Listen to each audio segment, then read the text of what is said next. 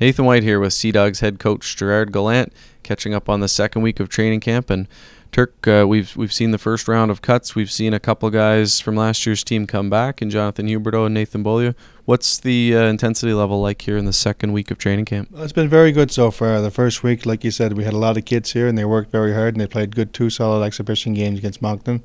Lost both games, but like I said, they worked hard, they competed hard, and now we're down to about 29 players, and we're trying to, looking forward to this weekend's game. We got 2 games against PEI, so it should be good, entertaining hockey games, and hopefully we'll have a few more veterans in our lineup and play a little bit better. Looking at those lineups, it looks like there'll be a lot more familiar faces in for Saturday's game at the Q-Plex and Sunday on the road in PEI. What are you expecting from the exhibition games this weekend? Well, just the big thing is you want the kids to play hard and work hard, and you hope that everybody stays healthy, because we got a lot of guys going to NHL training camps in the near future. But like I said, you got to play those games. You get ready for your season, you get ready for your NHL camps, and hopefully the guys play well. And like I said, the wins and losses aren't that important right now, but you just want to see the guys play well and compete hard and get ready for the season.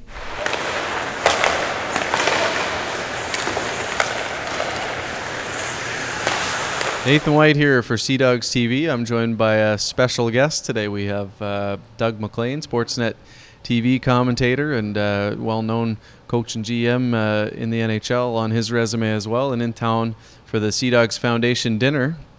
And Doug, thanks a lot for joining us. Just give us your thoughts on the Sea Dogs' chances this year based on what you saw as an analyst last year at the Memorial Cup. Well, I guess it's interesting because I did follow the team on a regular basis, obviously because of my history with Gerard and watching them on a nightly basis, how they did, and to watch them last year progress, and then to get an opportunity to watch them for 7 or 8 straight nights in Toronto, Mississauga, the Memorial Cup was really exciting, and to get to know the players as the week progressed.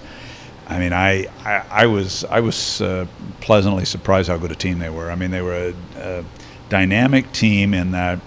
I mean, they were a powerful offensive team, but they had a good, solid shutdown group in the back end. They had solid goaltending, kid with Memorial Cup experience that had a great rebound year and a great rebound Memorial Cup.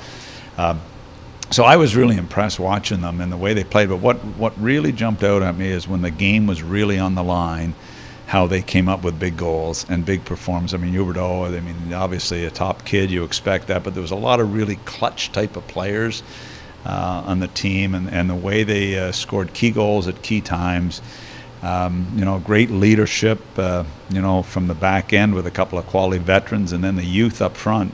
Pretty impressive group, and you don't see many teams in today's NHL or in today's Major A with as dynamic a group. So they were impressive. And then when I went back and did some research for the draft going into the Memorial Cup, seeing the number of 9 kids that were up for the draft this year, and so many of them rated high.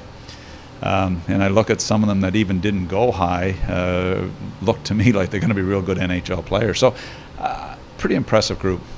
So some of those guys you're talking about, Jacob Desserres, Simon Desprez, they are guys who've moved on, and there's some holes to fill on this team. I mean, do you think this team, those young guys that we have that are coming back, like Huberdeau, can fill those roles, or what does St. John need to do to have a chance at repeating this year? Well, the big defenseman Desprez is a big loss because he was a real important guy in the back end from a leadership perspective. I'm talking to Gerard about him at the Memorial Cup and since about how important a guy he was. I mean, those big shutdown defensemen that also have an offensive flair are special guys, especially when that size. And I mean, he was a kid that was even hurting in the Memorial Cup and still was an exceptional player there.